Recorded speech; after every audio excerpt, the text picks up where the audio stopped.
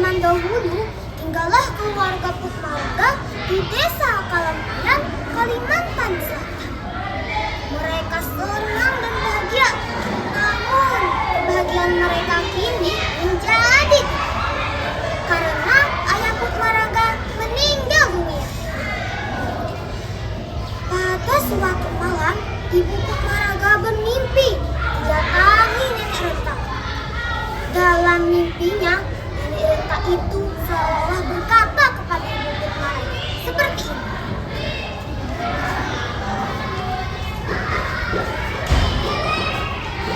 Galilah tanah yang ada di dekat pohon nangka di belakang rumahmu.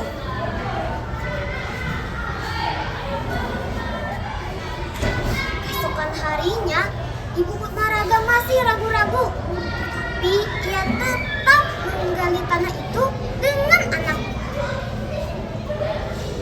Mereka menemukan sebuah tempayan Cina yang sangat besar. Mereka berdua takjub melihat isi dalam tempayan itu, intan dan berlian yang mahal.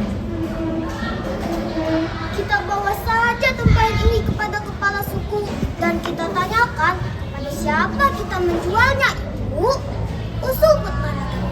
Ibu Putmaraga menyetujuinya. Ia dan anaknya segera membawa tempayan itu kepada kepala suku. Benda-benda ini sangat mahal. Bawa saja ke Medan Kamulan. Di sana ratunya sangat kaya.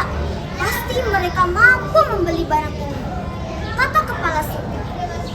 Mendengar keterangan kepala suku, ibu Putmaraga mengizinkan anaknya untuk pergi ke Medan Kamulan. Meskipun dengan berat hati. Hati-hati nak, jadilah orang yang jujur dan jangan sombong. Setelah berhasil, cepatlah kembali. Pesan ibunya sebelum Putmaraga berangkat ke Medan Kamulan. Putmaraga mengangguk dengan berlinang dengan menumpangi kapal besar.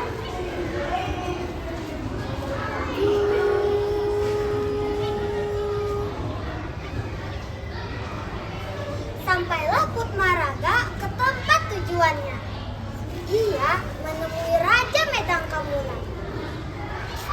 Bertahun-tahun kemudian, Putmaraga telah berhasil menjadi seorang saudagar kaya raya dan terkenal. Ibunya mendengar nama Putmaraga.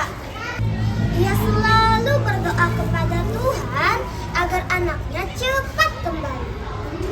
Akhirnya Putmaraga menikah dengan seorang putri Raja Medan Kamulan. Ia mengatakan kepada istrinya bahwa ia masih mempunyai ibu dan akan mengajaknya menemuinya di suatu saat nanti. Sementara itu, untuk mengusir kesedihan dan kerinduannya, ibu Putmaraga memelihara dengan penuh kasih sayang, yaitu ayam jantan, bekisar, dan ikan ruan hingga besar. Ia selalu berdoa agar anaknya cepat kembali dan cepat dipertemukan dengan anaknya. Istrinya terus-menerus membujuk suaminya agar menemui ibunya dan tinggal bersama. Akhirnya Putmaraga bersiap untuk pergi ke daerahnya. Ia menyiapkan kapal besar dan mewah untuk pergi ke kampungnya. Dari jauh saja sudah tersiar bahwa Putmaraga sudah kembali. Diambilnya ayam jantan, bekisar, dan ikan ruan.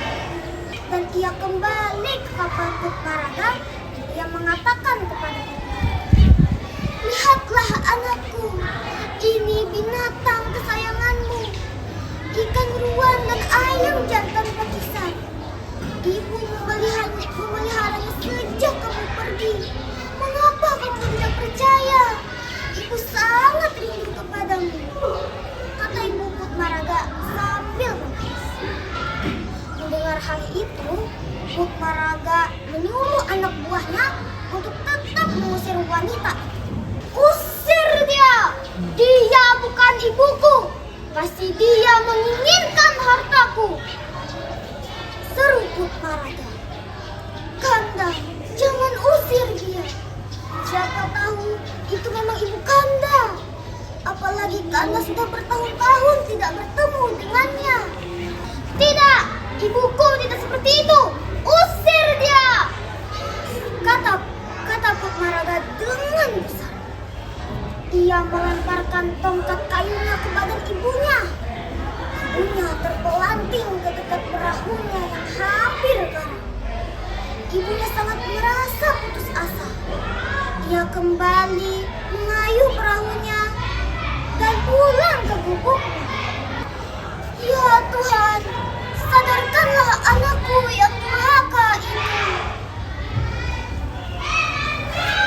Doa ibunya sambil menangis saat mengayuh perahunya. Tiba-tiba langit gelap gulita, kilat sambung menyambung, menggelegar, dar, seperti hendak membelah bumi.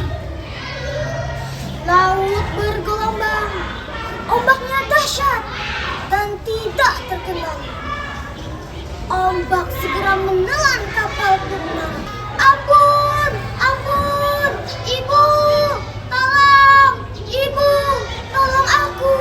Engkau memang ibuku, aku adalah anakmu. Ibu, tolong.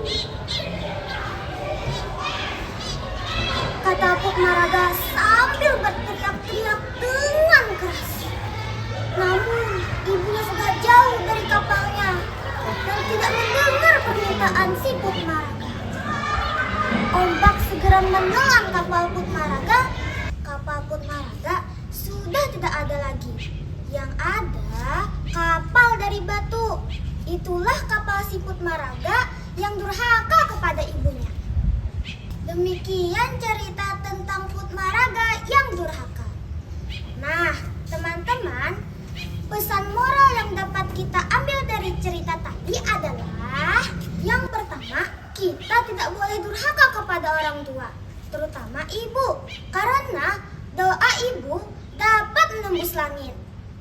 Kedua, sekaya apapun kita tidak boleh sombong, karena jika Allah berkehendak, kekayaan kita hancur dalam sekejap. Semoga kita menjadi anak-anak yang berbakti dan selalu menjadi kebanggaan orang tua kita. Sebelum saya mengakhiri cerita ini, saya ingin berpantun. Keris batik benda pusaka, bentuknya aneh tidak biasa. Jangan menjadi